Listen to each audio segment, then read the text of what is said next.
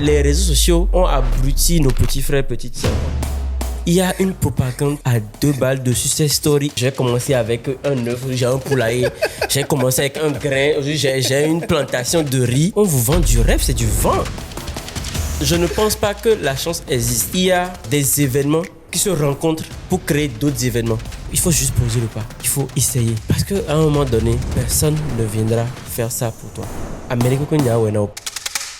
Salam, bienvenue dans Wake Up Champ, le podcast qui t'aide à vaincre le chômage. Nous sommes au Togo, à Lomé, où je vais recevoir quelqu'un qui n'était de base pas prédestiné à faire ce qu'il fait aujourd'hui, et ce depuis plusieurs années, il excelle dedans. Bonsoir Ulrich. Merci de te rendre disponible pour cet épisode. C'est un plaisir. Pris par la gorge. Il n'y a même pas de souci. Quand un ami frère te sollicite, c'est toujours avec un plaisir que je suis là. Merci. Alors, tu es un des gros acteurs. Quand on parle de si on veut. Oui, on veut. Quand on parle de com, de marketing, d'événementiel au Togo et dans la sous-région, avec ton agence, mais de base, tu n'étais pas prédestiné à faire ça. Du tout. Étant enfant, on va dire que je pensais plus médecine. Voilà, je voulais trouver des vaccins, des solutions contre de grandes maladies. Après le bac, j'ai été orienté par, on va dire, un ami de la famille vers les télécoms, puisqu'à l'époque, on va dire que c'était ce qui marchait. Comme on me souvent dit, c'est ce qui apportait l'argent. C'est là-bas, il y avait l'argent. Voilà, donc je suis allé dedans et malheureusement, ce n'était pas pour moi. Pourquoi? Quand est-ce que tu l'as constaté? Dès le premier jour, je n'ai rien compris de ce qui se disait jusqu'à la fin de la journée. J'ai dit, bon, là, c'est pas pour moi. Parce qu'au moins, il faut quand même comprendre un peu avant de se dire. Oui, mais voilà. Donne-toi le temps, dis-toi. Non, frère, en fait, je pense même que c'est ce qui m'a aidé parce que si j'avais fait un forcing, tu vois, j'allais perdre du temps à vouloir comprendre. Et après, ça allait rentrer dans autre chose. Donc, premier jour de classe, j'ai dit non, c'était pas ça, j'abandonne. Et tu as fait quoi? Je suis parti vers, on va dire, la secrétaire, je pense, de direction de l'époque de l'école. Oui. Et je lui ai expliqué ma problématique pour dire, ah, mais voilà. On avait déjà payé toute la scolarité en vrai, et inscription comme frais de scolarité, tout était déjà payé. Donc, de base, quand moi je suis allé vers la dame pour dire, c'est pas du tout mon truc, c'est difficile de faire sortir de l'argent quand ça rentre. C'est partout. On a discuté, elle m'a réorienté vers une autre filière. Me disant, mais tiens, tu as fait quoi? J'ai bien un peu mon bac.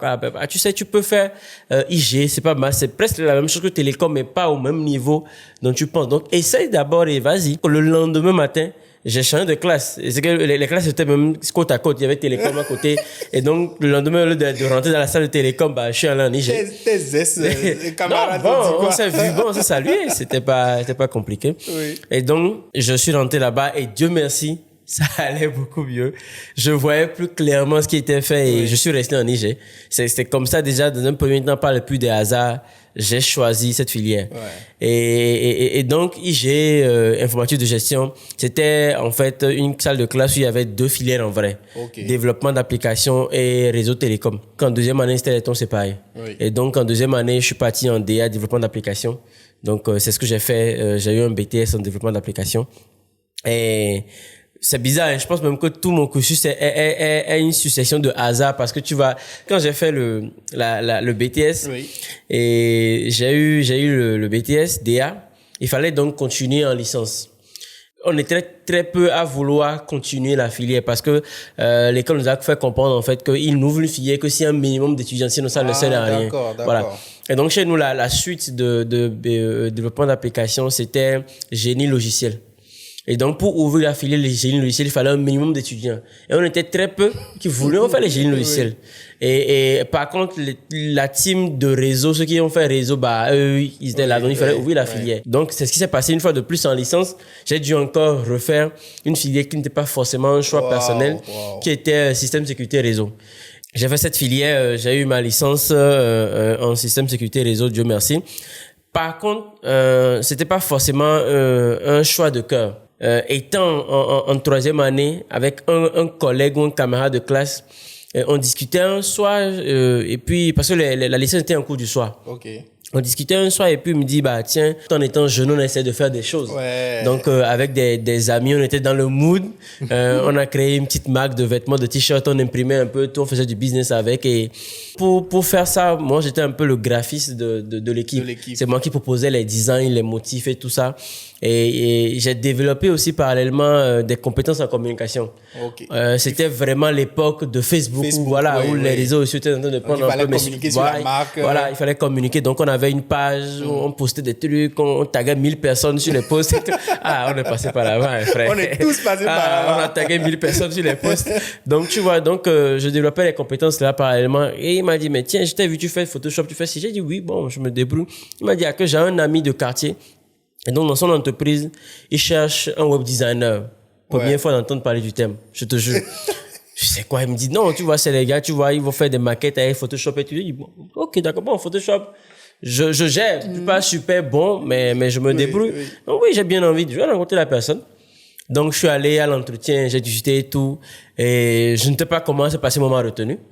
Donc, j'ai fait 3 mois de stage en web design, alors que je ne savais rien de ce que c'est que web design. Quand tu dis que tu ne sais pas ce qui s'est passé, on t'a posé des questions, Oui, en fait, j'ai discuté avec la personne, à l'entretien, on a discuté. Je sais pas si c'est, en minant, on dit, au quoi, mais t'as mis P. Donc, je ne sais pas si c'était un feeling, mais. Des astres, oui, si, mais on a discuté parce que je suis sûr qu'il a dû se rendre compte que je ne maîtrisais pas le truc. Par contre, sur tout ce qui est aspect créatif, de base, je suis un créatif, Dieu merci. Donc, aspect créatif, logiciel, parce qu'il fallait faire des maquettes, tu vois, il fallait utiliser Photoshop, InDesign, d'autres choses. J'avais quand même pas mal de notions. Donc, tu vois, peut-être c'est ce qu'il a convaincu. Et je lui ai quand même fait comprendre, j'étais en tout cas super transparent. Je lui ai fait comprendre que c'était pas mon truc, mais que j'étais prêt à apprendre. Apprendre. S'il me laissait la chance d'apprendre, ça me dérange pas. Et donc, c'est ce qui s'est passé pendant 3 mois. J'étais stagiaire, mais j'apprenais automatiquement. Tu disais que ton supérieur t'a formé. C'est uniquement lui qui t'a formé ou tu avais... Oui, uniquement lui, parce que j'arrivais dans une structure qui était certes là, mais qui n'avait pas forcément beaucoup de collaborateurs. Je pense qu'ils étaient vraiment en mode... parce que le responsable, le premier responsable même de l'agence n'était pas à Lomé. Il était en France, il vivait en France, mais il a créé la boîte ici et il essaie quand même de développer des choses. C'est une boîte informatique de la place, mais ils avaient quand même pas mal de clients, voilà, tu vois. Et donc, c'était des entreprises dont tu n'entendais peut-être jamais parler, mais qui se faisaient leur cash au calme, frère, je vais pas te mentir. Tu vois, donc, mon supérieur de l'époque, je sais plus s'il y avait d'autres personnes avant moi qui étaient parties, mais en fait, il était le premier responsable qui était là. Donc, quand ils étaient donc en mode recrutement pour augmenter l'équipe, parce que je pense qu'il y avait des projets à venir, ils avaient besoin de la main-d'œuvre, tu vois. Et donc, pendant les 3 mois, il m'a formé, il était le seul à me former.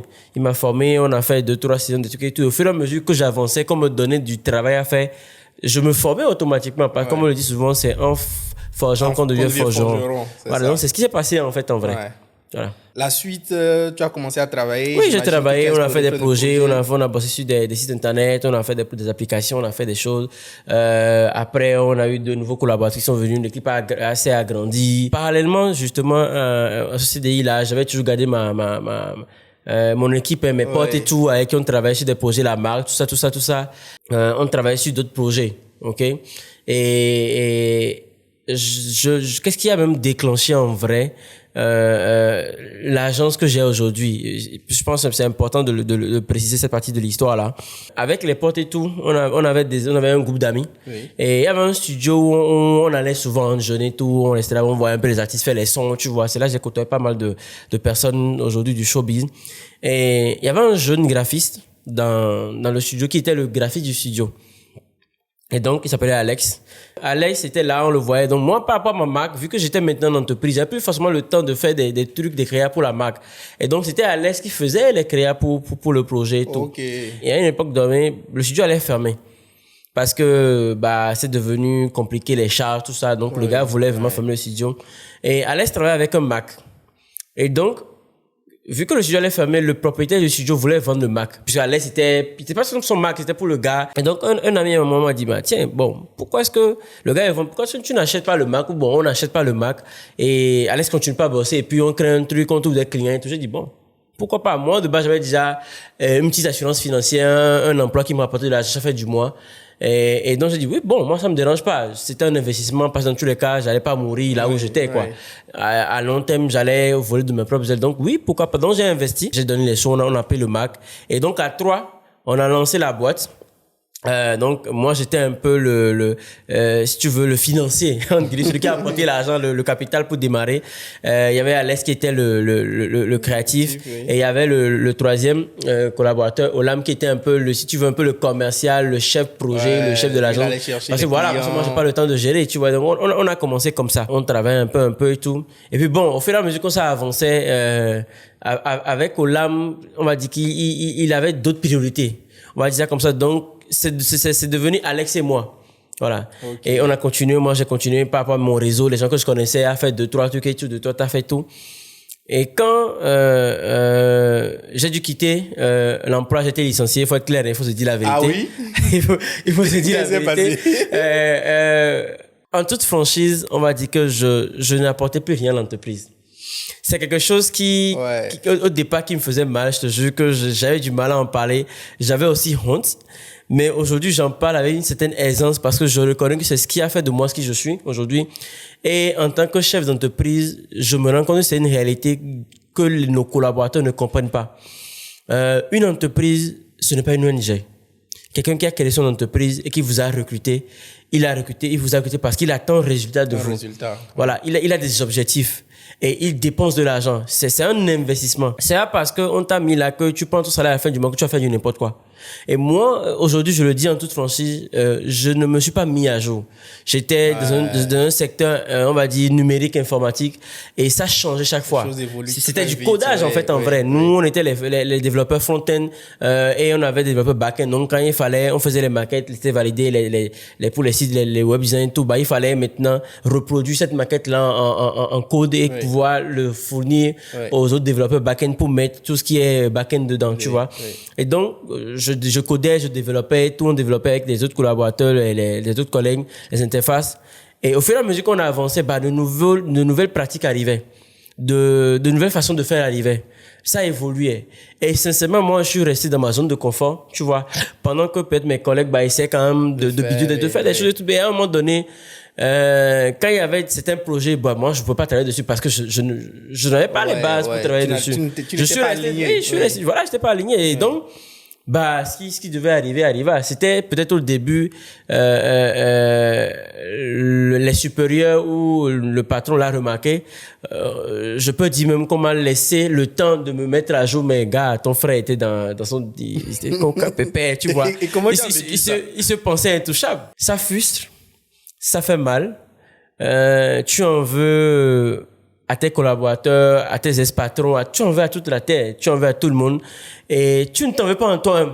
Ouais. Sincèrement. En tout cas, moi, c'est comme ça. On est le dernier. Voilà, je parle de moi. Oui. Je parle de moi. Ouais. Au départ, je ne m'en voulais pas. Mais je me dis, mais tiens, oui, pourquoi est-ce que c'est pourquoi moi? Pourquoi, tu vois? Et après, en tout cas, quelques années, avec du recul, après être devenu entrepreneur, après avoir lancé mes propres projets, tout ça, l'évidence est revenue, en fait. Mais tiens, gars, en vrai, tu as zaï, quoi. Tu as zaï, en fait, en vrai. Personne n'est la source de ton licenciement. Oui. Tu es le seul responsable, quoi. C'est seulement aujourd'hui, j'en parle avec une telle facilité. Mais il y a peut-être cela 4 ans, 5 ans en arrière, frère. Je n'ai jamais te dit comment licencier. Je suis parti. Le storytelling était, j'ai quitté là où je travaillais. Non, je pense que cette histoire-là de m'a licencié, je l'ai dit publiquement pour la première fois, je pense, il y a 4 ou 5 ans, où je voulais passer une autre étape de ma vie. J'ai dit comment licencier.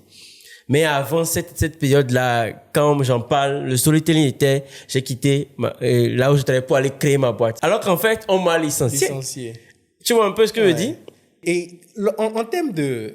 Tu disais qu'aujourd'hui, tu vois les choses autrement. En termes de leçons, s'il y a une leçon principale que tu retiens de cette expérience, c'est quoi? C'est qu'il faut se mettre à jour constamment. Et même pas que dans un emploi, dans sa vie de tous les jours, même quand on est un entrepreneur, peu importe. Sur tous les plans, frère. Ouais. Même la vendeuse qui vend à Tansi ou à Imolo, qu'on dit ici, elle se met à jour. À Imolo is B. Je te jure, elle se met à jour parce que peut-être que tes clients n'aiment pas un truc, tu vois, il y a une nouvelle façon de faire. Le business grandit. Tu vois quelqu'un qui a commencé avec peut-être une casserole, après c'est 10 casseroles, c'est mis à jour, frère. Ouais. Parce que si sa clientèle a augmenté et qu'elle n'augmente pas son étalage, c'est ça. Les gens vont aller ailleurs. Parce que si 10 personnes venaient chez toi avant et que tu te trouves à avoir 20 personnes, et qu'ils ne sont pas servis à temps, bah, la nourriture finit vite, ils vont aller chercher leur truc ailleurs. Ouais. Donc, c'est aussi une mise à jour, en fait. Tu vois, donc, il faut se mettre à jour sur tous les plans. Voilà. Alors, donc, quand tu finis ça et que tu pars ou qu'on te licencie, oui, quand Et quand on me licencie, oui. j'avais deux possibilités. Soit me mettre à jour, comme je te l'ai dit, et recommencer les gels honneurs, lancer les dossiers et espérer être recruté ailleurs pour continuer. Ou, bah, continuer sur notre voie, qui était justement la communication, tout ce qui est agence de création graphique et tout, parce que j'avais déjà une base avec Alex, un ordinateur qui était là que j'ai financé. On avait quelques clients avec qui on travaillait déjà et tout. Et donc, il fallait choisir. Et j'ai choisi l'autre voie de me lancer. Aussi parce que je n'avais plus le cœur au codage. Faut être franc. J'avais perdu le goût. Okay. Et ça, en fait, en vrai, je pense que c'était même arrivé pendant que j'étais en entreprise. Ouais. Pendant que j'étais en entreprise, je pense que tu sais, quand tu te lèves le matin, tu y vas parce qu'à la fin, tu as un salaire, en vrai. Tu n'y vas pas parce que tu as envie. Ouais, c'est ça. Tu vois, donc, à un moment donné, j'y allais parce que, bon, à la fin, il faut avoir un salaire. Ce qui était aussi à la base du relâchement, quoi. Tout à fait. J'ai choisi de l'autre voie parce que je me suis dit, bon, ok, d'accord, maintenant, je vais le mettre à jour. J'ai plus envie de faire le tout. Non, frère, laisse tomber. Essaye autre chose. Tu vois, et donc j'ai dit, bon, ok, donc j'ai autre chose, j'ai ça, bah, allons-y. Et donc j'ai lancé comme ça, avec Alex, la boîte, officiellement, parce qu'on travaille officieusement, avec mes indemnités de licenciement. J'ai payé un local, on a commencé un truc, voilà, on a commencé, et puis voilà, c'est allé comme ça. Live your dream. Live your dream, si, Live your dream est né. Et ce qui était bien aussi, tu vois, c'est que, avec Alex, on était en phase. Oh, okay. Je pense que ça a beaucoup aidé à faire grandir le projet. Il pouvait commencer un truc, je disais non, si. En fait, c'était un peu, si tu veux, le responsable de l'agence, celui qui le commercial et tout, le contact, tout ce que tu veux, il était le créatif, celui qui était sur la machine. C'est que je faisais Photoshop, mais vu qu'on a lancé la boîte, il fallait quelqu'un qui aille sur le terrain aller chercher les clients. Donc, j'avais plus forcément le temps de toucher au logiciel, tout ça. Mais on était en face, j'étais un peu le DA. Parce que c'est moi qui parlais au client. Donc, je savais à peu près ce que le client voulait. Je trouvais un peu la réalité. J'orientais un peu, tu vois. Et les fois, il fallait qu'on travaille ensemble sur un projet, un visuel, un projet. Il pouvait commencer, je pouvais le terminer. Il y avait une telle symbiose. Donc, ça a beaucoup aidé, en fait, à faire développer. Après, les clients ont augmenté parce que, sans prétention aucune, je pense que on a quand même révolutionné les visuels, surtout du domaine culturel créatif, et showbiz du pays. C'est pas une question de prétention. Nous, on voyait les trucs. Moi, je voyais, c'est comme ça que moi j'étais connu. Je voyais les visuels, voilà, des donc, événements. Voilà. Donc, on a beaucoup bossé avec les artistes et l'événementiel. Donc, on a apporté un souffle nouveau au secteur. Donc, ce qui fait que en 2-3 mouvements, on a été submergé de demandes de clients, tel artiste qui sortait un son qui voulait que ce soit nous qui fassions le son, tel événement qui voulait que ce soit nous. Tu vois. Et donc, à un moment donné, on était tellement submergé qu'on ne pouvait plus faire ça seul. Il fallait donc recruter une équipe. Donc, on a recruté, c'est ainsi on est allé au fur et à mesure et tout. Et pendant le parcours, j'ai eu un déclic. Je me suis dit, ben, tiens, là, en fait, tu as monté une agence en communication et tout. Tu fais marketing, tu fais des visuels, tu fais du graphisme et tout ça. Mais tu n'as pas de diplôme. Ouais. Aujourd'hui, si tu vas quelque part, il faut postuler quelque part, tu te déposes pour ton agent, tu as fait quoi? Tu vas dire que tu es développeur d'application, tu es réseau. Frère, ça n'a pas de sens. C'est que ça a un sens peut-être, mais tu sais, on était dans un secteur ou dans un monde où les gens voulaient voir ton diplôme. Le contexte, tu vois, aujourd'hui, Dieu merci, ça a beaucoup changé.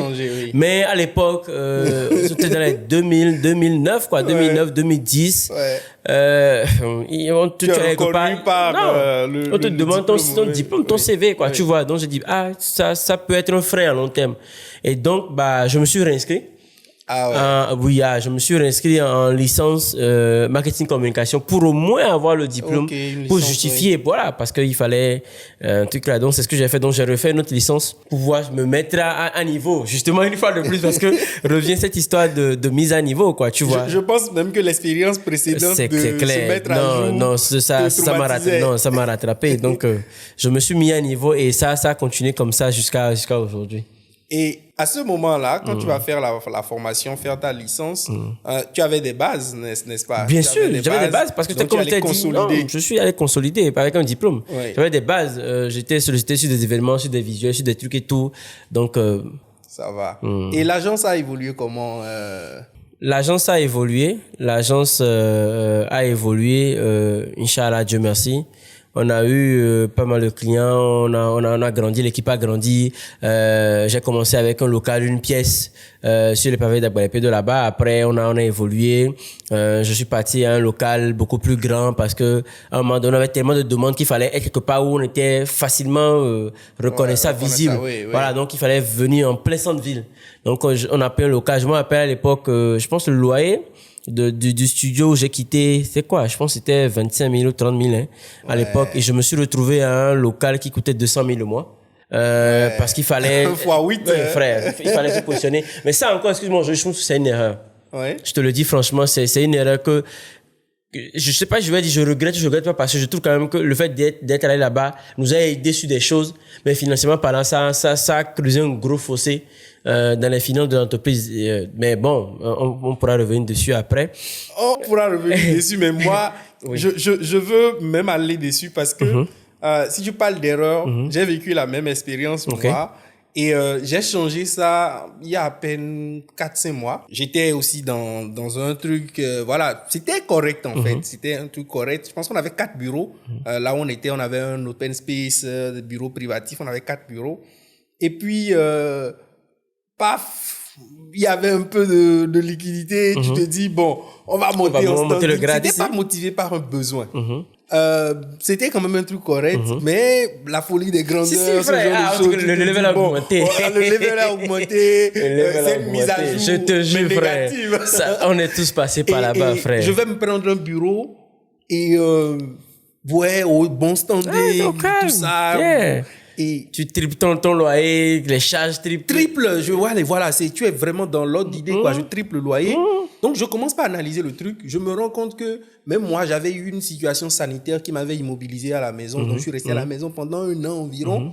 Et j'avais quand même une équipe qui gérait les projets. À ce moment-là même, j'ai compris. Et j'ai reconnu que j'avais quand même une équipe efficace. Malgré que je n'étais pas là. Non, je te jure. Les gars géraient. C'est un autre aspect de la chose. Et je me suis rendu compte que je n'allais plus au bureau. Donc, quand j'ai fini, ma situation sanitaire s'est rétablie, je n'allais plus au bureau. Donc, j'étais en télétravail et tout, parce que j'avais pris le goût, j'avais pris le pli et je ne pouvais plus y retourner. J'analyse, moi, je n'y vais pas. Les gars travaillent, il y a de l'espace. Mon bureau est resté vide pendant 1 an d'abord. J'ai fait près de 6 mois après. Mon bureau est resté vide. Il y avait même un bureau qu'on n'occupait plus. Et tu analyses le truc, tu vois tout ce que vous dépensez par mois. Je regarde. Je dis, mais fais-moi ce... Et là encore, je pense que même moi, je regardais, je n'avais rien dit. Et il faut reconnaître que c'était mon assistante. Encore, c'était l'office manager qui s'en est rendu compte et est venu me voir et me dire, il faut qu'on arrête cette histoire-là. Il faut arrêter l'hémorragie, quoi. il faut arrêter la saignée. Et comme ça, on a coupé. Et on est allé prendre encore un truc. Tiens-toi tranquille. Ce que j'ai comme bureau aujourd'hui, c'est juste un open space. C'est une pièce juste avec des sanitaires que j'ai. Et parce que je ne vais pas au bureau, l'équipe Créa, c'est l'équipe Créa uniquement qui vient là. Mais eux-mêmes, ils ne viennent pas tout le temps au bureau. Parce que vous pouvez travailler en télétravail. Aujourd'hui, Covid a monté le truc là. Et donc, on est souvent... confronté à ça. Il y a quelques années en arrière, je pense que si j'avais fait ce pas, j'aurais refusé de revenir en arrière. Parce que ça dénote de quelque chose. Je ne sais pas comment on dit ça chez vous. Chez nous, on dit Si, tu as fait un pas en arrière. Tu as fait un pas en arrière. Tu montais. Et puis, après avoir été monsieur. Si, je comprends. Il faut de temps en temps, moi je suis d'accord qu'il faut de temps en temps reconnaître qu'on s'est trompé, on n'a pas fait la bonne chose et tout ça. Et arrêter la saignée, quoi. Il faut arrêter. Tu as dit un truc tout à l'heure qui est important, qu'il faut que je précise aussi. Moi, j'aime le dire à qui veut l'entendre, que je suis ce que je suis aujourd'hui grâce à mon équipe. Oui. C'est eux qui font le grand boulot. Nous, on est un peu des leaders, on est des chefs d'orchestre. On fait bouger les gens, mais en vrai, c'est eux qui sont à la cuisine. Et donc, si tu n'as pas une très bonne équipe qui comprend ta vision, qui est dévouée, qui se bat avec toi, c'est compliqué. En temps de guerre, c'est eux qui sont au front, frère. C'est eux qui sont au front. Donc voilà, avoir une belle équipe qui te comprend, qui te soutient, Pour moi, ça a été l'une de mes plus belles réussites en tant qu'entrepreneur. Pouvoir rassembler autour de moi des jeunes créatifs qui ont cette rage-là vraiment de prouver quelque chose et avec qui on a fait et continue de faire de belles choses. Voilà quoi. Donc justement, quand on sait un peu la difficulté qu'on a sous nos cieux à trouver des gens compétents, je vais mettre de côté tous les autres aspects dont on a besoin quand on parle de la dévotion, de la rage, tout ce dont tu as parlé. Mais le truc fondamental d'abord, c'est la compétence. Yes. Ou ne serait-ce que l'envie, la soif d'apprendre. De faire voilà. mieux. Donc, quand on est dans un contexte où c'est compliqué, ou bien c'est pas compliqué de trouver ça au Togo? Non, c'est même jusqu'à aujourd'hui. Je pense que ça devient même de plus en plus compliqué. Chaque fois, moi, quand je me retrouve avec d'autres amis, partenaires, que ce soit dans différents secteurs, hein, Oui. même jusqu'à même les femmes de maison. Oui. Non, frère, on a un réel problème de main-d'œuvre. Le problème, il est là aujourd'hui. Je ne sais pas ce qui s'est passé, mais les gens ne veulent plus travailler, mais ils veulent gagner de l'argent. Non, c'est vrai. Et les personnes compétentes que tu trouves, soit elles sont déjà quelque part, donc il faut peut-être lui faire une meilleure proposition, ou soit voilà, débaucher, ou soit la personne a déjà sa propre boîte, son truc, elle veut pas partir, elle te dit bah ok, on travaille en session, tu me payes en mode prestataire. Oui. Mais en fait, nous, on n'a pas forcément cette formule-là, tu vois. Donc, soit tu t'alignes, soit tu te dis ok d'accord, non j'ai pas les moyens, donc tu commences par aller dans cette histoire de trouver des stagiaires formés et tu fais la boucle, ils viennent, ils commencent, c'est pas ça, ils partent et tu fais le tour quoi. Donc le nombre de jeunes qui sont passés chez moi, c'est énorme. Même aujourd'hui il y a des gens me disent tu as eu type, je dis ah bon il est passé chez moi, je ne me rappelle plus. Et je me rappelle avec un ami. Il aime me taquiner, Julio Teco, et on me dit, mais Uri, chez toi, tu sais, chez toi, c'est un centre de formation. La fabrique. Il dit, parce que il me dit le nombre de jeunes que parfois je rencontre qui me disent, on fait chez Uri. Je lui dis, frère, parce que tu es là, tu es en recherche de compétences de jeunes. Donc, moi, je suis de ceux qui dit, tout le monde a droit à sa chance. Donc, quand tu viens chez moi, je recrute au feelings. Sincèrement, je ne le recrute pas, en fait, au CV. Je peux voir le CV. Comment t'as recruté là? Ça t'a marqué? Non, c'est même ça, c'est même pas ça. Tu sais, je trouve en fait que au-delà de la première compétence, donc le besoin, s'il n'y a pas un feeling entre toi et ton collaborateur, vous n'allez pas avancer. Ouais. Voilà. Donc moi, mes collaborateurs, c'est avant tout des frères et sœurs. J'estime que je suis le capitaine d'un bateau.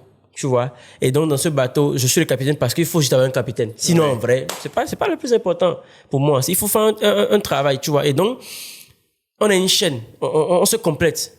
Donc, s'il n'y a pas une harmonie, une symbiose dans le bateau, que on se comprend, s'il y aura un problème, le bateau va pas avancer, tu vois. Et donc, moi, je recrute au feelings, en fait, et tout, avant même d'arriver aux compétences. Donc, j'ai recruté plein de gens comme ça. Et comme je le disais, tout le monde a droit à sa chance. Tu peux arriver chez moi, je peux lancer un recrutement, je dis que je cherche graphiste, tu arrives chez moi, je trouve en fait que non, tu n'as pas les compétences de graphisme, je dis ok, non, viens, je vais t'essayer au CM. Parce que peut-être, quand on a discuté, toi et moi, en fait, je me rends compte en vrai que tu te trompes de combat, quoi. Tu n'es pas graphiste. Tu vois un peu ce que je dis. J'ai eu plein de jeunes comme ça que j'ai pris comme ça, ils sont venus pour X, ils ont fini Y chez moi. Et tiens-toi bien, mes meilleurs collaborateurs aujourd'hui, qui sont, tiens-toi bien, devenus des associés aujourd'hui. Ah oui. Si, en tout cas, les meilleurs sont des associés aujourd'hui. Ils sont arrivés comme ça. J'ai plein d'exemples, je peux te donner vite fait. J'ai une collaboratrice qui était venue en tant que bénévole sur un projet d'événementiel qu'on a fait. De bénévole, elle est passée stagiaire. De stagiaire, elle est passée CM. Et de CM, aujourd'hui, elle est associée sur l'agence digitale. Ouais. J'ai une autre qui est arrivée en tant que, je pense, commerciale à l'époque. Elle est devenue mon assistante. D'assistante, aujourd'hui, j'ai l'agence Créa. J'ai un autre qui est venu en tant que coursier.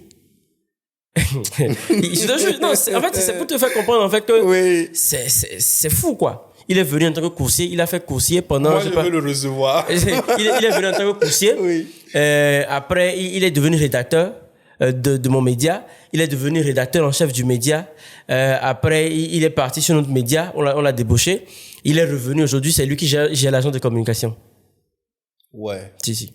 Ouais. Et je pense que j'ai 5 ou 6 exemples comme ça de personnes comme ça qui sont venues pour autre chose, qui sont venues autre chose. Ouais, ça c'est des profils comme ça, j'en ai chez moi.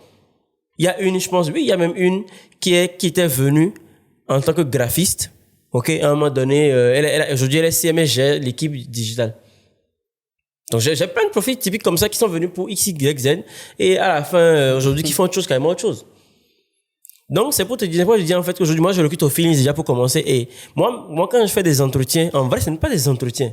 C'est des discussions. On discute, on cause. C'est comme toi et moi en train de faire ce podcast-là. On discute, relax. Et je dis, non, discutons. On va parler de tout. On peut même parler de films. Non, mais on va même parler de ce qu'on aime manger. En fait, je vais dans tous les sens parce que ça me permet, moi, de pouvoir cerner la personne que j'ai en face de moi. Tu vois, tu peux arriver, on parler de tout, on parler de rien, du film, du livre que tu as lu hier, de tout et de rien.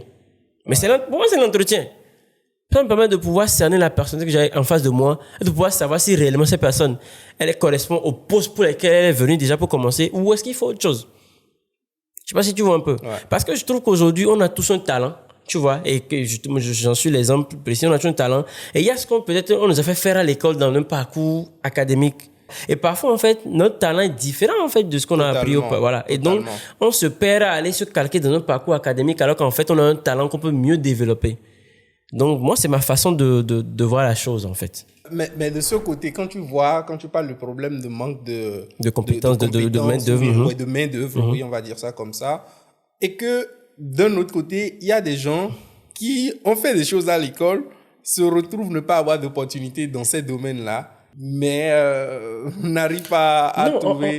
En fait, pour moi, le problème, il est à plusieurs niveaux. Je ne maîtrise pas tous les niveaux, mais je vais te dire ce que moi je vois de mon point de vue, de mon poste. Déjà, la première problématique, c'est que ces personnes-là qui ont fait un parcours et qui n'arrivent pas à trouver de l'emploi, dans un premier temps, c'est parce que il y a beaucoup justement de personnes qui sont déversées sur le marché de l'emploi. Il y en a plein.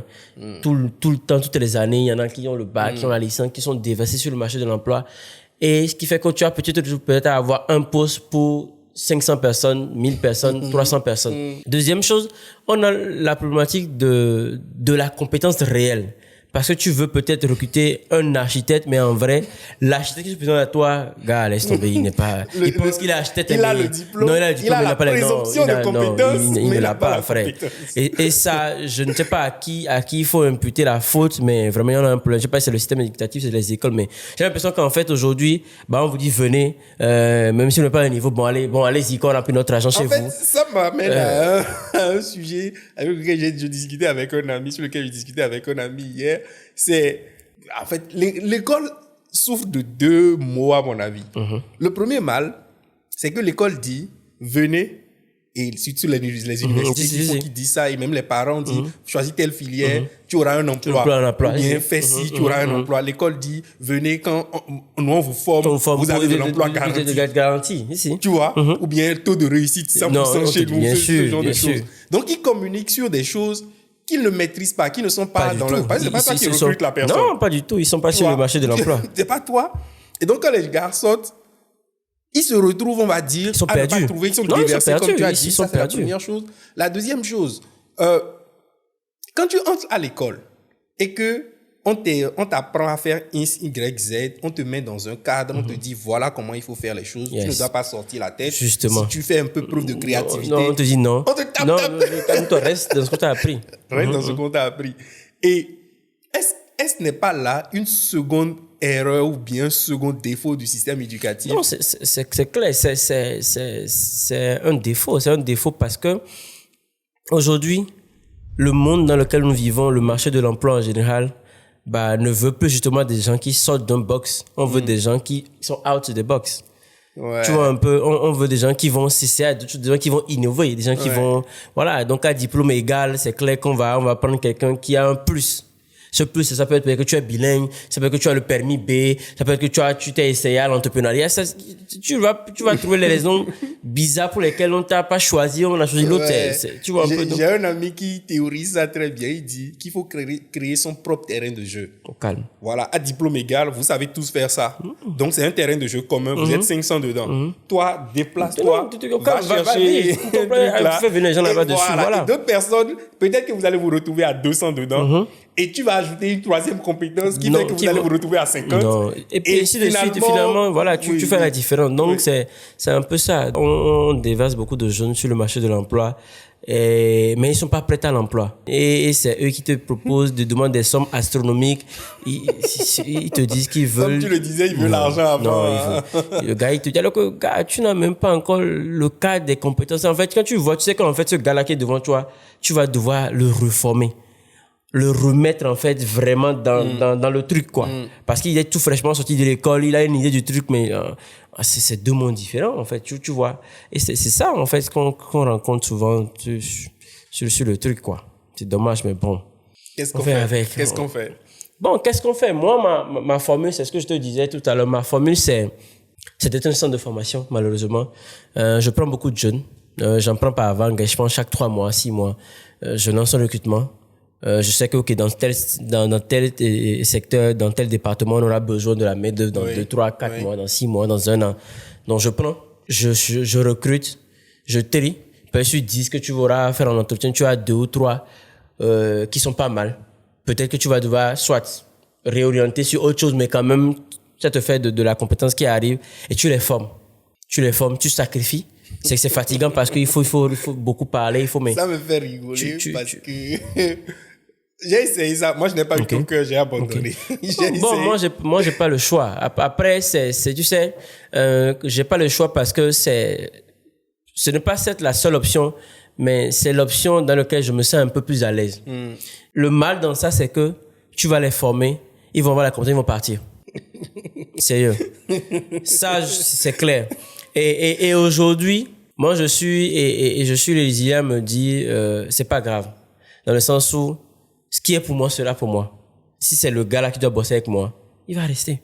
Mais c'est difficile à accepter. Non, parce que moi, je l'ai accepté. C'est super difficile à accepter, mais moi, je l'ai accepté. Et moi, aujourd'hui, chaque collaborateur qui arrive chez moi, dans ma tête, je dis, il peut partir à n'importe quel moment. Oui. Donc, je suis préparé à son départ. En fait, psychologiquement, en fait, c'est que quand tu m'annonces, tu vas partir, en fait, je ne panique même plus. Ok, il n'y a pas de souci, tu pars quand? Demain, il n'y a pas de souci. Voilà, juste ce qu'il faut faire pour préparer ton départ. Ok, remets les accès à tel, ok, prépare telle chose. Il n'y a pas de souci.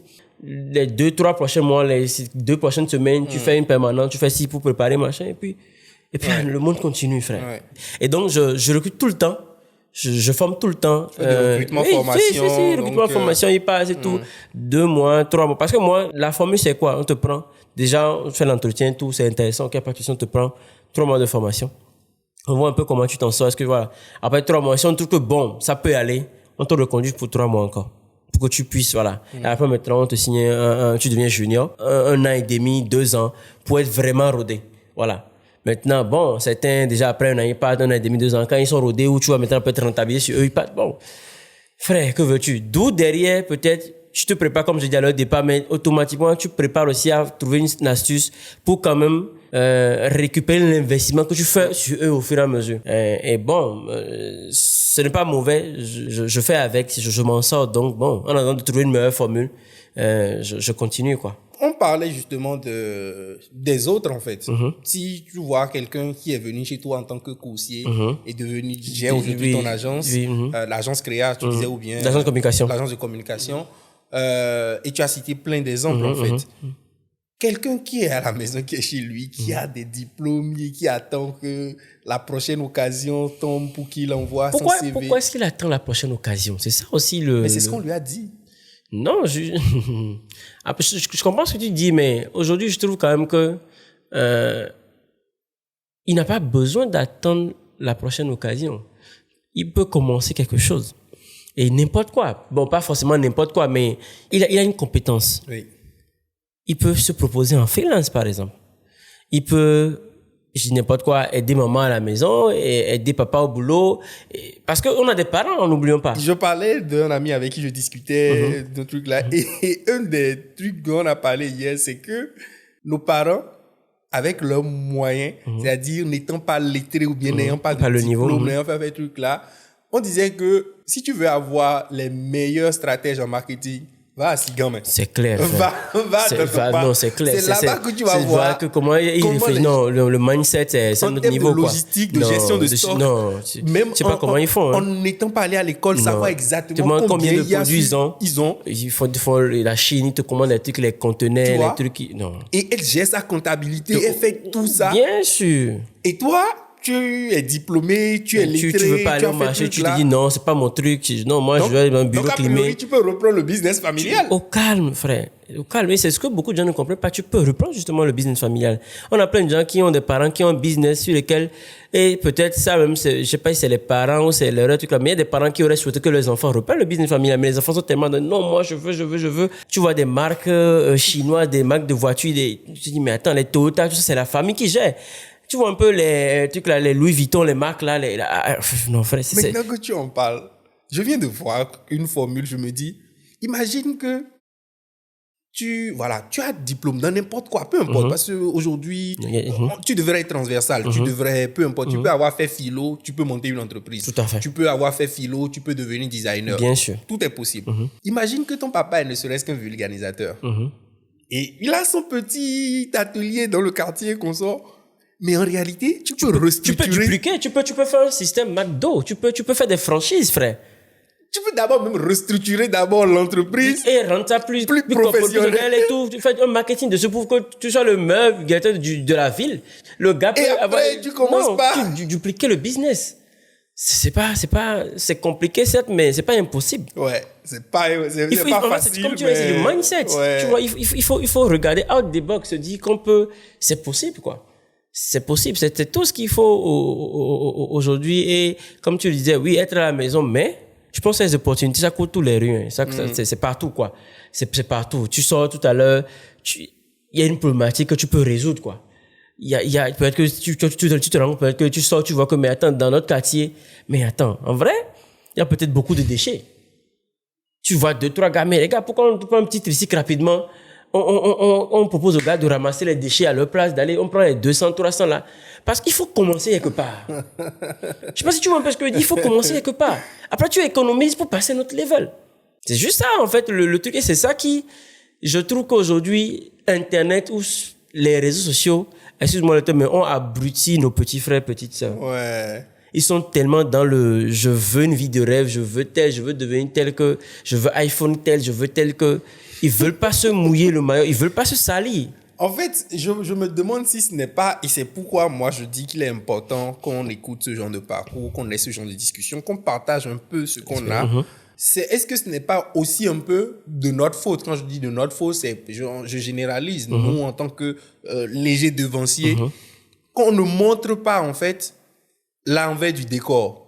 C'est-à-dire, eux, ils ne viennent que voir ce que nous sommes aujourd'hui. Ça, je suis à 1000% d'accord avec toi. Oui. Et ça fait partie, une fois de plus, d'éditions que je parle avec certains collègues, amis et tout. Il y a une propagande sur les success stories à 2 balles. Ou comme on aime se moquer, j'ai commencé avec un œuf, j'ai un poulailler, j'ai commencé avec un grain, aujourd'hui j'ai une plantation de riz. Non, frère, il y a une propagande à 2 balles de success story inutile. Et moi, je suis content que tu fasses ce genre de contenu. Il faut que ce genre de contenu-là se multiplie pour ouvrir les yeux à nos frères et sœurs pour dire, mais non, c'est pas non. Non, quoi. On vous vend du rêve, c'est du vent. C'est du pipeau. La poudre de pèlin-pépin, comme non, disait l'autre. Non, on n'a qu'à arrêter, frère. Non, il faut. En fait, on te dit non, on te vend. Et ça, j'accuse limite tout le monde, moi-même y compris. Hein. On a tellement laissé ce genre de story pousser et devenir des stories. C'est devenu l'exemple. C'est devenu l'exemple à suivre que nos petits frères pensent que c'est ça, alors que non, c'est faux. C'est faux. Donc, il faut vraiment, en tout cas, qu'on multiplie ce genre de choses pour leur faire comprendre que non. Que les vrais, comme moi j'aime les appeler, viennent raconter leur histoire, quoi. Viennent dire que, mais non, je n'ai pas commencé de zéro. À un moment donné, j'ai eu tel tonton qui m'a prêté 10 000, j'ai eu tel qui a fait ci, je suis parti demander pas, non. Ça me fait penser à la notion de self-made. Non, les 600 personnes de self-made, frère. Si on prend mon histoire que je t'ai racontée, J'ai mes parents qui ont quand même investi. Tu vois. J'ai peut-être la secrétaire de direction de l'époque qui m'a orienté en IG. En fait, chacun a un truc. J'ai mon ami de classe qui m'a dit, ah ben tiens, j'ai telle offre quelque part, essaye d'aller voir. J'ai ce recruteur-là qui m'a donné ma chance, il dit, non, vas-y, je vais te former. Tu vois un peu, il y a une succession d'événements. Je sais pas, tu vois un peu ce que je veux dire? Non. Est-ce que la chance existe? Je ne pense pas que la chance existe. Je pense que il y a des événements qui se rencontrent pour créer d'autres événements. La chance, en fait, pour moi, c'est tout ce qu'on ne comprend pas. Quand on fait deux choses qui se passent et qu'on ne les comprend pas, on ne sait pas comment c'est arrivé. On met ça sous le coup de la chance. C'est pas la chance. Mais en réalité, c'est que derrière, quand on analyse bien, si on avait la possibilité de prendre du recul, de regarder un peu comme Dieu. C'est ça. Et de voir, tu vas comprendre. En fait, il y a des interconnexions. Il y a des trucs qui ont fait que ça arrive, quoi. Oui. Tu as posé un acte quelque part qui a fait que ça s'est aligné jusqu'à ce que ça arrive aujourd'hui. On aurait pu dire que le monsieur qui t'a formé, qui t'a pris sans que tu n'aies de diplôme, c'est la chance. Mais c'est parce que toi, tu as fait ton Photoshop. Voilà. Tu vois, et ton gars te voyait faire Photoshop. Parce qu'il aurait pu te proposer, il aurait pu te dire. Et même à part ça, tu es allé peut-être te défendre. Si. Tu as parlé, tu as fait preuve. Oui, j'ai fait preuve de quelqu'un qui veut quand même faire quelque chose. Donc, Et donc, en fin de compte, nos frères font quoi en fait? Même nos grands frères, parce qu'il y a même aussi des grands frères dedans. On va se dire qu'ils paraissent. Ils attendent qu'on leur serve ça sur un plateau d'or, d'argent. Alors qu'en fait, il faut juste oser. Il faut juste faire le pas. Et moi, j'aime le dire, c'est un pas après l'autre. Un pas après l'autre. Parce que quand moi, je vois mon parcours, quand je regarde en arrière, je vois de là où je viens, je me dis, mais il y a eu du chemin. Et ce chemin, il est arrivé, il y a eu ce chemin parce que je ne suis pas resté les bras croisés. Tu as posé le premier pas. Voilà. Et j'ai continué à poser les pas, un pas après l'autre. Même si c'est un petit pas, je l'ai posé. Il faut juste poser le pas. Il faut essayer. Il faut poser le pas, se dire non, je vais faire. Parce qu'à un moment donné, personne ne viendra faire ça pour nous.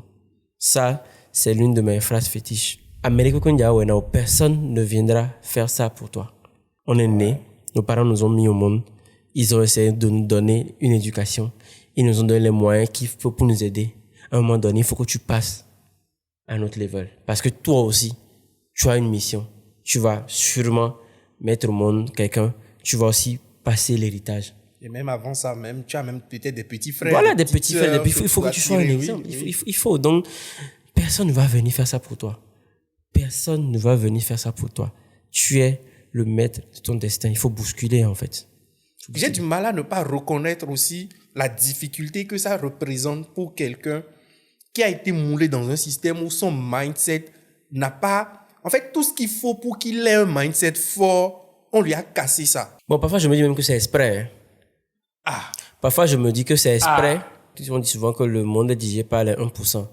Donc, c'est exprès. Si tout le monde n'a pas envie que tout le monde soit riche, n'a pas envie que tout le monde soit éveillé. Tu vois, donc on est obligé de vous casser, de vous mettre dans cette moule-là pour que vous n'ayez pas les compétences ou la capacité d'en sortir et que vous restez demandeur, quoi. Donc, j'ai écrit, je l'ai pas encore enregistré, donc je ne sais pas quand l'épisode là va sortir, ce sera avant ou après, un épisode de podcast où le thème en fait c'est l'école a échoué, il faut la détruire. Ça c'est clair. Parce que j'estime, quand on connaît la genèse même de la création de l'école, pourquoi l'école a été créée, tu te rends compte que c'est les 1% dont tu parles là, qui ont créé un système dans lequel... Voilà, pour vous rester là-bas. Oui, quand vous restez là-bas, quoi. On fait en sorte que les gens sachent allumer une machine, sachent tenir une comptabilité, sachent faire des tâches rébarbatives ou répétitives. Un truc précis, et puis c'est tout. Comme des robots, quoi. C'est exactement le thème. Et puis c'est tout. Donc, quand tu t'en rends compte, tu vois que le système a limite été pensé pour ça. Pour que tu ne fasses pas autre chose. Que tu restes dans ton moule, en fait. Oui, mais quand on a fini de dire ça, qu'est-ce qu'on fait, quoi? Tu sais, je pense que ce qu'on fait, c'est un peu ce que tu fais déjà aujourd'hui. Commencer déjà par en parler. Commencer par évangéliser, si on veut. Commencer par ouvrir les yeux à nos petits frères Même si c'est une personne à qui tu tiens la main, que tu dis non, viens, tu lui expliques et tu l'emmènes à sortir, ça fait d'autres personnes qui vont continuer. Parce que dans tous les cas, tu sais, ce système dont tu parles là, école, tout ce qu'on a cité, jusqu'à qui empêche vraiment les gens d'être à ce niveau, au niveau qu'il faut, ça a été mis en place par des gens, qui ne sont pas là aujourd'hui, mais d'autres personnes ont perpétué. C'est ça. Voilà. Et donc, cette histoire-là, ça avantage une minorité. C'est dans leur avantage. Et donc, ils n'ont aucun intérêt à ce que ça change.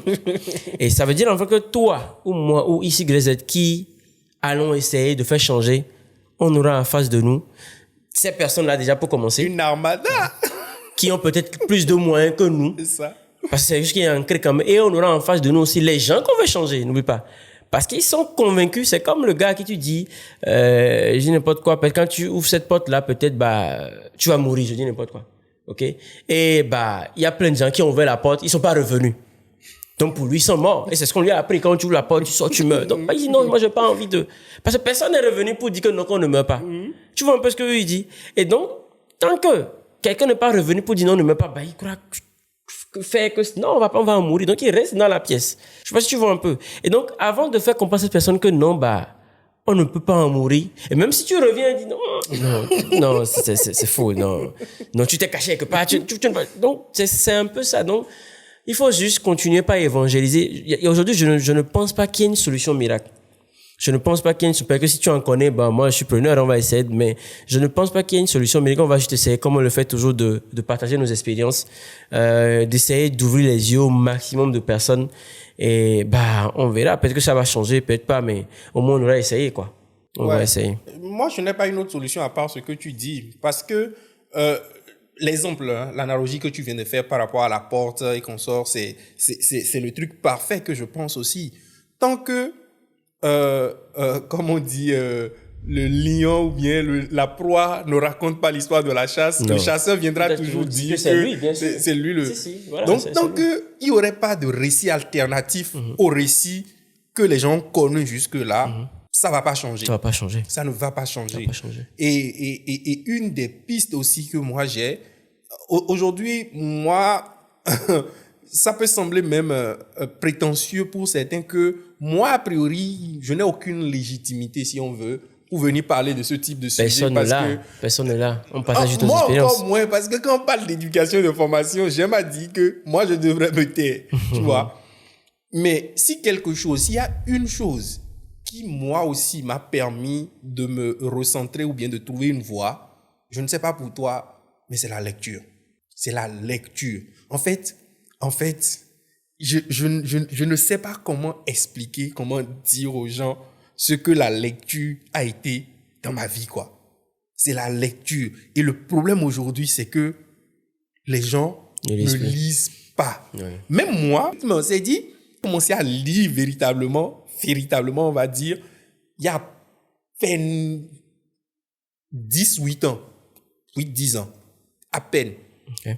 Aujourd'hui, je ne suis pas le meilleur lecteur. Je ne parle pas parce que je peux dévorer des livres. Non, il y a des gens qui le font que je sais pas, que j'envie, j'admire. Mais le peu que j'arrive à en tirer du peu que je lis, tu vois ce que ça t'apporte en fait. Des fois, je me dis, si j'étais comme ces personnes-là, tu aurais un autre niveau. Donc, je ne sais pas pour toi, mais il faut que les gens lisent en fait. Ça change, ça ouvre tes perspectives, ça te challenge, ça te montre d'autres choses. Tu vois d'ailleurs, je suis d'accord avec toi, c'est aussi une option.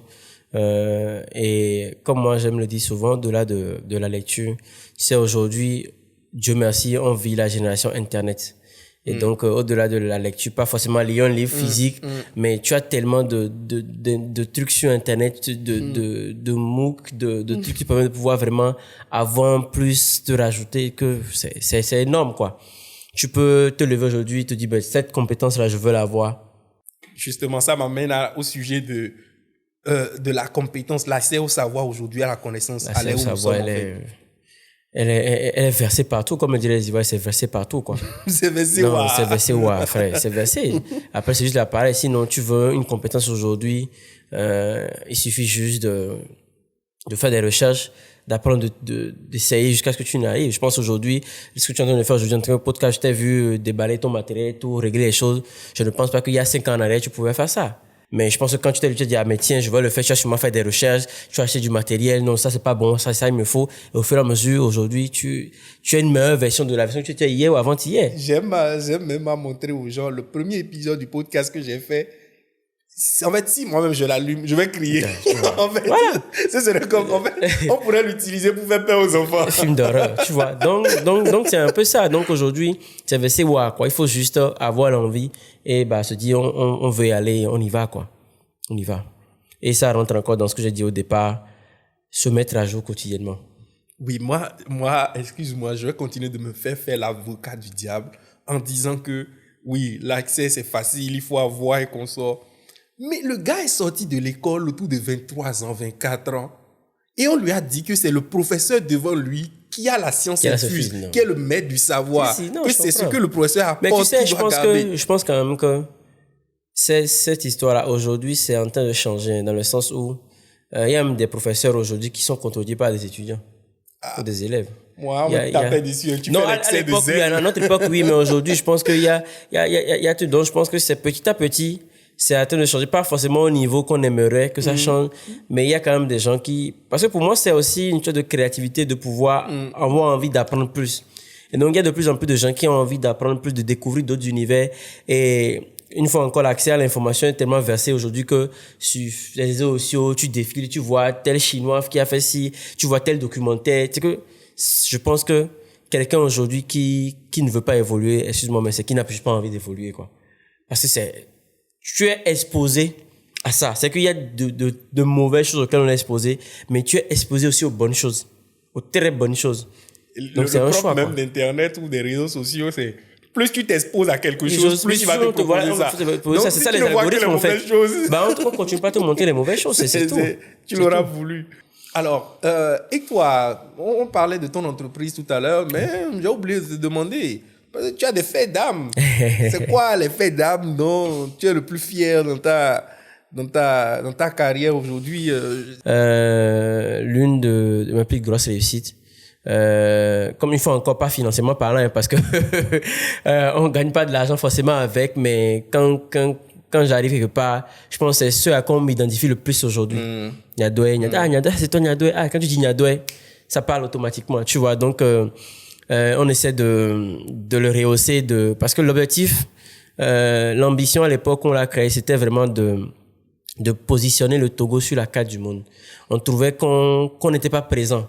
On n'avait pas de médias jeunes surtout, ouais. Voilà, qui donnaient la parole aux jeunes. Voilà, on avait plein de médias qui faisaient politique, sport. En fait, on n'avait pas notre espace d'expression, notre plateforme. Donc, on s'est dit, mais tiens, nous, on est jeunes, au vu de tout ce qu'on avait fait, événementiel, showbiz, mais gars, créons notre propre plateforme où on va s'exprimer, quoi. C'est ce qu'on a fait. Et on s'est lâché, et on continue toujours pas à se lâcher, pas forcément avec les moyens, mais on se lâche toujours. Donc, pour moi, c'est ça, quoi. Le média aujourd'hui reste l'une de mes plus grandes réussites dont je suis beaucoup fier. Et puis voilà, quoi. Tu dis que ça ne rapporte pas de l'argent, mais pourquoi tu continues de le faire? Alors, cette question, je vais toujours la répondre de la même façon. Je ne le fais pas pour l'argent. Sincèrement. Je le fais parce que j'aime le faire. Parce que, comme je t'ai dit, j'ai envie de permettre à d'autres personnes de s'exprimer. J'ai envie de mettre sur pied une plateforme d'expression. C'est un combat, c'est une passion. C'est un combat personnel. On veut pouvoir avoir notre mot à dire. Tu vois, on est content quand la Côte d'Ivoire de l'influence sur nous, quand tel pays, on est content. Mais pourquoi? Parce que nous, on peut pas avoir de l'influence sur eux. C'est ça, en fait, le but, en vrai. Tu vois un peu ce que aujourd'hui, il y a deux, en tout cas, localement, on n'a plus rien à prouver, on a fait nos preuves. Le combat aujourd'hui, c'est de travailler pour justement s'exporter et avoir de l'influence sur d'autres. Donc, c'est ça, en fait. On veut avoir de l'influence sur d'autres, quoi. On veut pouvoir porter le message envers d'autres personnes. Et voilà. Donc, oui, ce n'est pas... C'est un combat personnel. Ce n'est pas une histoire d'argent. Cette question elle était un peu vicieuse, je l'admets. Non, pas du tout. Mais pourquoi je pose ça? Moi, j'ai une phrase, en fait, que je dis, et ça choque des gens. Je dis, la notion de passion ou de métier passion, de combat, de tout ce que tu veux, oublie ça quand tu n'as pas le choix. Quand tu es dans une optique où tu n'as pas le choix, genre, prenons l'exemple, tu es au chômage, et tu me dis que je cherche ce qui me passionne. Non, c'est pas la passion. Ça, je suis d'accord avec toi. Il faut laisser tomber, frère. Tu vois? Non, donc, laisse tomber. Donc, que les gens n'entendent pas, il ne gagne pas de l'argent dedans, hein. Mais bon, si ça le passionne. Non, c'est pas, non, pas, je comprends là où tu veux en venir. Oui. Et en fait, non, justement, on ne gagne pas de l'argent, mais c'est pas, on a d'autres choses à côté. C'est clair, c'est pas, on a d'autres choses à côté, comme je dis. vois? Et en fait, tu sais, l'autre chose peut-être qu'il faut rajouter, en fait, en vrai, est aussi pour nous un moyen de faire notre promotion. Sur le média, toutes les personnes qui travaillent autour du média sont des collaborateurs de l'agence. C'est qu'aujourd'hui... C'est l'agence qui le fait. Oui, merci. Voilà, c'est un produit de l'agence. Donc, en vrai, quand on va chez un client, on dit, on veut dire ce qu'on est capable de dire, mais Niado, c'est nous, quoi. En fait, c'est Niado, c'est nous. Ouais. On s'est fait des visuels, regarde, Niado. On s'est fait de la com, regarde ce que Niado. En fait, tu vois ce que je veux dire? Donc, ça, en fait, aujourd'hui, c'est peut-être notre meilleur portfolio, si tu veux. On n'a pas lancé parce qu'on ne veut pas gagner de l'argent non plus, hein. On veut gagner de l'argent dedans, hein. Non, soyons clairs. Soyons clairs.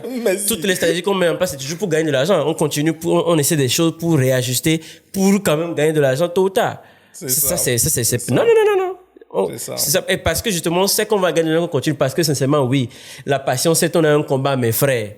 On a lancé Niado en 2008 et 2018, quoi. Donc, 6 ans après, frère, si on ne sait pas qu'on va gagner de l'argent, on en a déjà arrêté. Laisse tomber. Non, c'est sûr, on a déjà arrêté. Sincèrement, on a déjà arrêté. À une de mes secondes phrases favorites, c'est, je demande aux gens de ne pas confondre endurance et entêtement. Je suis d'accord avec toi. Parfaitement d'accord. On allait arrêter, on continue parce qu'on sait que il y a l'argent devant, il y a juste quelques paramètres qu'il faut tenir en compte et tout. Voilà. Et comme j'ai dit, à côté, il y a d'autres business qui rentrent et puis bon, on gère, quoi. Donc, il n'y a même pas de souci. Donc, voilà. Au vu de tout ça aujourd'hui, est-ce que tu penses que tu as réussi? Est-ce que j'ai réussi? Je pense que la réussite, selon chacun, a différentes définitions. Oui. Et dit que j'ai réussi, moi, je dirais non, personnellement. Je n'ai pas encore réussi. Je suis peut-être sur la voie de la réussite. Il y a des cases à cocher. Je ne pense pas avoir coché toute cette case-là, personnellement. Et donc, non, mais bon, quand je me dis, mais tu as réussi, tu as fait si, j'ai mes propres combats, j'ai mes réalités qu'ils ne connaissent pas. Tu vois. Et donc, non, je n'ai pas encore réussi. Je suis sur le chemin. Je fais ce qu'il faut pour, tu vois. Mais dis clairement que oui, j'ai réussi. Non, je n'ai pas réussi. Je suis en train de faire ce qu'il faut pour réussir. Mais est-ce que, au vu d'où tu viens, tu as réussi? Une fois encore, pour moi, la définition de la réussite dépend de chacun. S'il faut passer d'un point A à un point B, d'autres diront, OK, je suis arrivé au point B, j'ai réussi. Mais moi, je ne suis pas encore arrivé à mon point B en vrai. Je sais pas si tu vois un peu, je suis toujours sur le chemin. Je sais pas si tu suis. Donc, non. Par contre, j'ai eu des petites réussites. Ça, il faut le dire. Il y a peut-être la réussite ultime. Tu vois un peu ce que je veux dire? Justement, c'est quoi la réussite ultime? Non, ça, c'est personnel. c'est personnel. Maintenant, oui, mais même si c'est personnel, est-ce qu'elle est atteignable, cette réussite ultime? Oui. Absolument. Pourquoi? Non, je sais ce que je mets dans ma réussite. Donc, oui, elle est atteignable. Après, bon, je peux le dire, hein, c'est pas non plus un truc extra. Moi, personnellement, je me dirais que j'ai réussi le jour où j'aurai ma propre banque. Je sais pourquoi je le dis. C'est après beaucoup de réflexions, beaucoup d'autres choses. Le jour où tu vas entendre que Ulrich a une banque. Skywalker. A une banque. Ça va s'appeler Skywalker, j'espère. Je peux être leader. Bon, je sais pas encore, on va trouver un nom, mais en tout cas, le jour, tu vas entendre que le gars là, il a sa banque.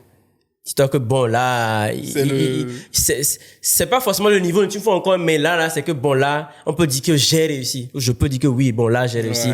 Next step, quoi. Ouais. Par contre, il y a quelque chose qui n'est pas forcément pour moi la réussite, mais qui fait partie de mes niveaux, comment dire ça, de mes barèmes, voilà, de mes barèmes que je me donne. C'est que moi, je me suis dit qu'à 40 ans, moi, j'allais de bosser. Ça fait partie de ça. Donc, tu vois, c'est des petits trucs de part et d'autre, mais qui font tout mon être, qui font que je me lève chaque matin au-delà de mes équipes. Tu vois, c'est des trucs qui non, voilà. Je me rappelle quand j'ai eu 30 ans, je me suis agenouillé, moi j'ai prié. J'ai dit à Dieu, bon là, j'arrive dans une nouvelle décennie. Oui. J'ai vu mes 10 ans, de 20 ans, 30 ans, j'ai vu tout ce que j'ai fait. J'ai vu le parcours, j'ai vu tout ce que j'ai fait, le projet, j'ai dit, bon, ok, donc, God, là, c'est bien, oui, c'est sympa. J'ai quand même fait pas mal de choses. Mais frère, c'est bon. 10 ans de plus. Dans 10 ans, 40 ans, j'ai envie d'arrêter de bosser. Quand je dis arrêter de bosser, c'est pas que je vais plus travailler, mais quand même, l'homme arrête de courir. En fait, c'est pas plus pour les mêmes raisons, que ce soit plus les mêmes raisons. Et on le voit tous les jours. Hein. Quand tu vois les gars comme Bill Gates, Jeff Bezos, tout ce que tu veux, c'est des gars qui ne travaillent plus parce qu'ils cherchent à pas réussir. Du tout. Non, pas du tout. C'est que voilà. Donc, je pense que c'est peut-être ça que tu vas chercher d'autres challenges. Voilà, merci là-bas. C'est que j'ai des trucs qui tournent, tu vois, j'ai des équipes qui avancent. Oui. Tu vois, et comme tu dis, j'ai justement d'autres challenges en fait à y aller. Donc c'est un peu ça. Mais pour moi, c'est vraiment mes différents niveaux de trucs là, mes baromètres, mes petits trucs, tu vois, que j'essaie qui me motivent, qui me permettent d'avancer, de me dire non, bon, je ne suis pas encore. Parce que c'est important aussi d'avoir ces barèmes-là. Il faut pas aller dans le vide. Il faut se dire, bon, ok, dans 10 ans, dans 5 ans, dans 1 an, ok, moi, je vais arriver ici, moi, je veux. Et chacun a son truc-là. D'autres diront, bah, moi, je veux peut-être épouser une Miss Monde. Je dis n'importe quoi. L'autre dira, bah, tu sais, moi, je veux avoir une Cadillac. Moi, je veux voyager. Chacun a son truc. Tu vois, et je pense aussi que une des choses qu'on ne fait pas, qu'on ne fait pas, je préfère le généraliser, c'est de ne pas se définir clairement où je vais. Voilà, justement. Tu vois, j'ai envie d'aller à tel niveau. Et c'est le manque de vision claire qui empêche les gens d'avoir une stratégie pour atteindre la vision. Justement, je l'ai dit, parce que tu sais là où tu veux aller, tu mets ce qu'ils font en place pour aller, ok, d'accord, je vais aller à Cotonou. Ok, quelles sont les options pour aller à Cotonou? Je peux me prendre un taxi ici, je peux prendre l'avion, tu vois, donc, tu as les chemins. Tu vois, et donc, tu vois, j'arrive à la frontière, tu as les étapes, mais le c'est d'arriver à Cotonou. Tu vois un peu ce que je dis? Tu viens encore de sortir un autre point, c'est que lorsque tu veux aller à Cotonou, il y a plein d'options. Il y a plein d'options. Tu peux prendre un avion. Non, il n'y a pas d'avion, tu peux prendre un petit tu vois. Et j'aime à dire qu'il faut, moi j'ai appris ça, on va dire, en product design, quand on fait du design d'expérience d'utilisateur, tu veux créer une solution, ce genre de choses pour régler un problème. On nous dit souvent qu'il faut avoir de l'affect pour le problème qu'on veut régler et non pour sa solution. Non.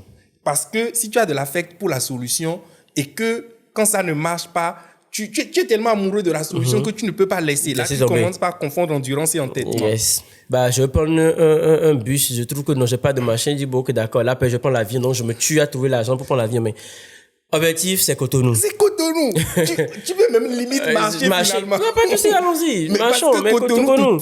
Voilà, donc c'est un peu ça. C'est un peu, il faut avoir savoir là où on va, quoi, avoir des objectifs précis. Et tu vas voir que dès que tu as l'objectif, c'est comme tu parlais d'alignement.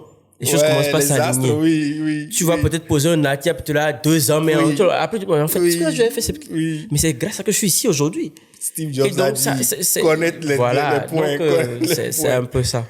Connaître les points. Alors, est-ce qu'il y a un point, un sujet, même une actualité que tu voudrais partager avec nous ou un point que tu voudrais aborder? Pas vraiment. Pas vraiment. Non, ça va. Tu préfères toujours rester caché. Le communicant qui reste caché. Je ne suis pas caché. Je suis là. Je suis le nommé qui te cache. Bon, on va dire qu'aujourd'hui, tu sais, quand on grandit, on prend de l'âge, on mûrit aussi. Et donc, on se rend compte que parfois, on arrive à une étape où ce n'est pas faire du bruit qui fait la chose. À une époque de mon existence, de mon parcours, je faisais du bruit. Ça, il faut être clair. Quand on dit du bruit, c'est faire plein de pauses, faire si tu vois. Parce que j'avais peut-être besoin de reconnaissance, de visibilité. Tu vois. Aujourd'hui, Dieu merci, cette visibilité, je l'ai. Je suis connu de par mes projets, mes actions, mes actes et tout. Et donc, les gens viennent vers moi beaucoup plus facilement. Par recommandation, pas X, pas Y, tu vois. Donc, je n'ai plus besoin de faire du bruit avant d'être reconnu, d'être connu, tu vois. Et donc, aujourd'hui, je suis à une étape plus où je ne me cache pas en vrai, mais je suis plus posé. Je parle quand il faut parler. pas quand j'en ai envie. Je parle quand je trouve que c'est important de parler.